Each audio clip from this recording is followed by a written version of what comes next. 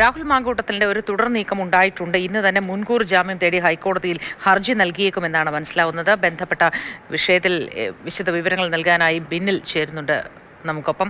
ബിന്നിൽ, good morning. ഇന്ന് തന്നെ ഹൈക്കോടതിയെ ഹർജിക്കായി സമീപിച്ചേക്കുമെന്നാണല്ലോ മനസ്സിലാക്കാൻ കഴിയുന്നത്. വിശദാംശങ്ങൾ എന്തൊക്കെ? Good morning Mothi. ഇന്ന് തന്നെ മുൻകൂർ ജാമ്യ ഹർജിയുമായി ഹൈക്കോടതിയിലേക്ക് എത്താനുള്ള സാധ്യത തന്നെയാണുള്ളത്. അതിനുള്ള നീക്കങ്ങൾ അഭിഭാഷകരുടെ ഭാഗത്ത് നിന്ന് ഇന്നലെ തന്നെ തുടങ്ങിയിരുന്നു. രാഹുൽ മാങ്കൂട്ടത്തിന്റെ മുൻകൂർ ജാമ്യ ഹർജി തള്ളിക്കൊണ്ടുള്ള തിരുവനന്തപുരം സെഷൻസ് കോടതിയുടെ ഉത്തരവിന്റെ ശരിപ്പകർപ്പ് പ്രതിഭാഗത്തിന് ഇന്നലെ രാത്രിയോടെ ലഭിച്ചിട്ടുണ്ട്. ആ ശരിപ്പകർപ്പ് കൊച്ചിയിൽ എത്തിച്ചു കഴിഞ്ഞാൽ ഹൈക്കോടതിയിൽ മുൻകൂർ ജാമ്യ ഹർജി നൽകുക എന്നതാണ് ഇപ്പോഴത്തെ തീരുമാനം.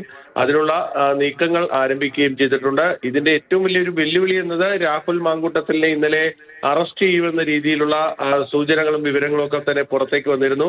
പ്രതിയുടെ അറസ്റ്റിലേക്ക് പോയി കഴിഞ്ഞാൽ പിന്നീട് മുൻകൂർ ജാമ്യ ഹർജിക്ക് ഒരു പ്രസക്തിയുമില്ല. അതുകൊണ്ട് ഈ സമയപരിധിക്കകം ഇന്ന് ഉച്ചയോടുകൂടി രാഹുലിനെ അറസ്റ്റ് ചെയ്യുന്ന ഒരു സാഹചര്യത്തിലാണ് കാര്യങ്ങൾ. രാഹുൽ ഒളിവിൽ തുടരുകയാണ് എങ്കിൽ ഇന്ന് തന്നെ ആ മുൻകൂർ ജാമ്യ ഹർജിയുമായി ഹൈക്കോടതിയിലേക്ക് പോകാനാണ് തീരുമാനം. പ്രത്യേകിച്ച് ഈ ആഴ്ചയിൽ ഇന്ന് വരെയാണ് ഹൈക്കോടതിയുടെ പ്രവൃത്തി ദിവസമുള്ളത്. നാളെയും മറ്റന്നാളും ശനിയും ഞായറും അവധിയാണ്. പിന്നീട് തിങ്കളാഴ്ചയാണ് കോടതിയുള്ളത്. ചൊവ്വാഴ്ച തെരഞ്ഞെടുപ്പാണ്. അപ്പോൾ ആ രീതിയിൽ തുടർച്ചയായിട്ടുള്ള അവധി ദിവസങ്ങളൊക്കെ വരുന്നത് കൊണ്ട് തന്നെ ഇന്ന് തന്നെ കോടതിയുടെ പരിഗണനയിലേക്ക് ഈ ജാമ്യ ഹർജി എത്തിക്കാനുള്ള ഒരു നീക്കം തന്നെ അഭിഭാഷകരുടെ ഭാഗത്തു നിന്ന് നടക്കുന്നുണ്ട്. രാഹുലിന് വേണ്ടി ഈ നിയമപരമായ നടപടികൾ ഏകോപിപ്പിക്കുന്ന സംവിധാനമുണ്ട്.